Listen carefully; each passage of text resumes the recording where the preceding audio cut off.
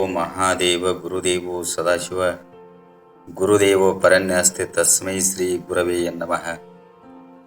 ಪಂಚಾನನ ತನದ್ಭೂತಾನಿ ಪಂಚಾಕ್ಷರಮನುಪಮಾನ ಪಂಚಶೂತ್ರಕೃತೋ ಒಂದೇ ಪಂಚಾಚಾರ್ಯ ಜಗದ್ಗುರು.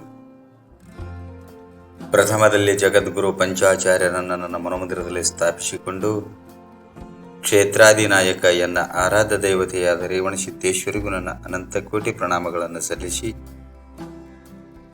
ಮುಪ್ಪೇಶ್ವರ ಶಿವಾಚಾರ್ಯರಿಗೂ ನನ್ನ ವಂದನೆಗಳನ್ನು ಸಮರ್ಪಿಸಿ, ಯಾವ ವಿಷಯಕ್ಕೆ ಅಧಿಪತಿಯಾಗಿರುವಂತಹ ಜಗಜ್ಯೋತಿ ಬಸವೇಶ್ವರರಿಗೂ ನನ್ನ ಅನಂತ ಕೋಟಿ ಪ್ರಣಾಮಗಳನ್ನು ಸಲ್ಲಿಸಿ,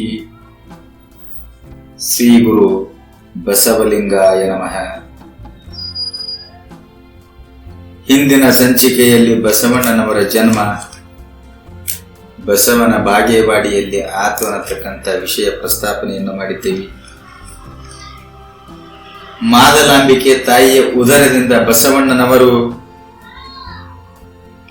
1134ರಲ್ಲಿ ಜನ್ಮವನ್ನ ತಾಳಿದರು. 3ನೇ ತಾರೀಕು 1134ನೇ ಇಸ್ವಿಯಲ್ಲಿ ಜನ್ಮವನ್ನ ತಾಳಿರ್ತಕ್ಕಂಥ ವಿಷಯ. ಬಸವಣ್ಣನವರು ತಾಯಿ ಉದರದಿಂದ ಭೂಮಿಗೆ ಯಾವ ರೀತಿಯಾಗಿ ಆಗಮನವನ್ನ ಆತು ಪ್ರತ್ಯಕ್ಷವಾತು ಅಂತ ಕೇಳಿದರೆ ಪರಮಾತ್ಮನ ಪ್ರಸಾದಿಯಾಗಿರುವಂತಹ ಬಸವಣ್ಣನವರು ಹುಣ್ಣಿಮೆಯ ಚಂದ್ರನಂತೆ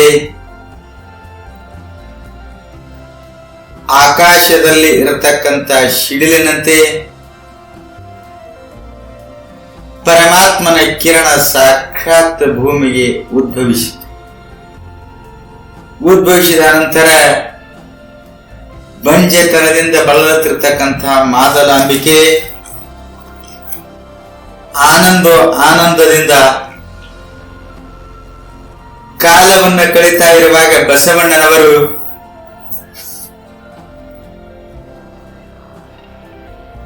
ನಾಮಕರಣವನ್ನ ಬಹು ವಿಜೃಂಭಣೆಯಿಂದ ಹರಗುರು ಚರಮೂರ್ತಿಗಳು ಜಂಗಮರ ಬಂದು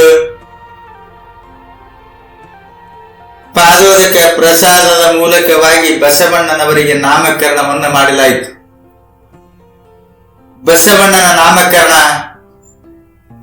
ಸಾಕ್ಷಾತ್ ಪರಮಾತ್ಮನ ಅವತಾರಿಗಳಾಗಿರ್ತಕ್ಕಂತಹ ಗುರುಲಿಂಗ ಜಂಗಮರು ಬಂದು ನಾಮಕರಣವನ್ನು ಮಾಡಿದ ಕ್ಷಣ ಬಸವಣ್ಣನವರು ತೊಟ್ಟಿಲಲ್ಲಿ ಆಡುತ್ತಿರ್ತಕ್ಕಂತಹ ಸಮಯದೊಳಗೆ ಹ್ಯಾಂಗ ಕಾಣ್ತಾ ಇದ್ರು ಅದು ಸಾಕ್ಷಾತ್ ಪರಮಾತ್ಮನಾಗ ಕಾಣಲಿಕ್ಕೆ ಪ್ರಾರಂಭ ಮಾಡಿದ್ರು.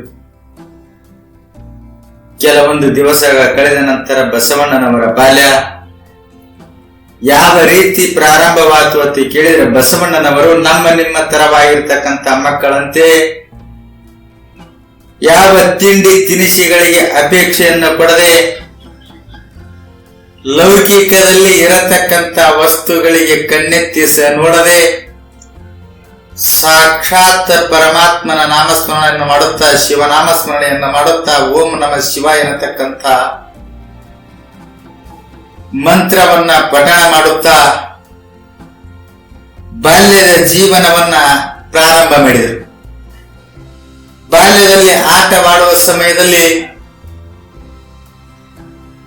ಶಿವಲಿಂಗದ ಮುಂದೆ ಕುಳಿತು ಆಟವನ್ನು ಆಡಕ್ಕೆ ಪ್ರಾರಂಭ ಮಾಡಿದರು.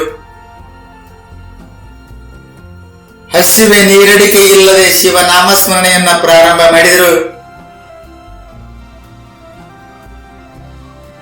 ತಂದೆ ತಾಯಿಯಲ್ಲಿ ಭಕ್ತಿ ಭಾವನೆಯಿಂದ ಬಾಲ್ಯಾವಸ್ಥೆಯನ್ನ ಕಳೆದು ಮುಂದೆ 8ನೇ ವರ್ಷದಲ್ಲಿ ಬಸವಣ್ಣನವರಿಗೆ ಸಾಂಪ್ರದಾಯಿಕ ಪ್ರಕಾರವಾಗಿರತಕ್ಕಂಥ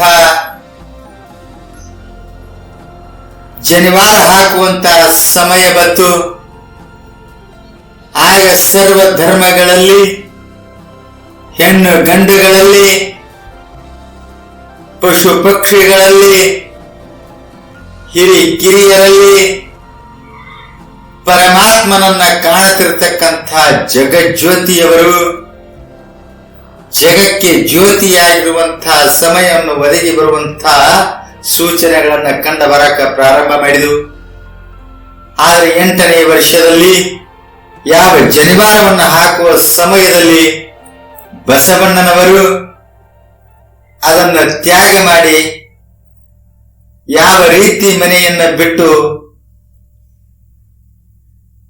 ಮುಂದೆ ಪ್ರಯಾಣವನ್ನ ಬೆಳೆಸ್ತಾ ಇದ್ದಾರೆ, ಯಾತಕ್ಕಾಗಿ ಬೆಳೆಸ್ತಾ ಇದ್ದಾರೆ ಅನ್ನತಕ್ಕಂತ ವಿಷಯನ ಮುಂದಿನ ಸಂಚಿಕೆಯಲ್ಲಿ ಬಿಡುಗಡೆ ಮಾಡೋಣ ಅನ್ನತಕ್ಕಂತ ವಿಷಯವನ್ನು ಹೇಳುತ್ತಾ ಇಲ್ಲಿಯವರೆಗೆ ಬಸವಣ್ಣನವರ ಒಂದು ಚರಿತ್ರೆಯನ್ನ ತಮ್ಮೆಲ್ಲರ ಮುಂದೆ ಪ್ರಸ್ತಾಪನೆಯನ್ನು ಮಾಡಿದ್ದಕ್ಕಾಗಿ ಈ 4 ವಾಗ್ರೂಪ್ ಸೇವೆಗಳನ್ನು ಶ್ರೀ ಬಸವಣ್ಣನವರ ಪಾದಕ್ಕೆ ಅರ್ಪಣೆಯನ್ನು ಮಾಡ್ತಾ ಇದ್ದೇನೆ.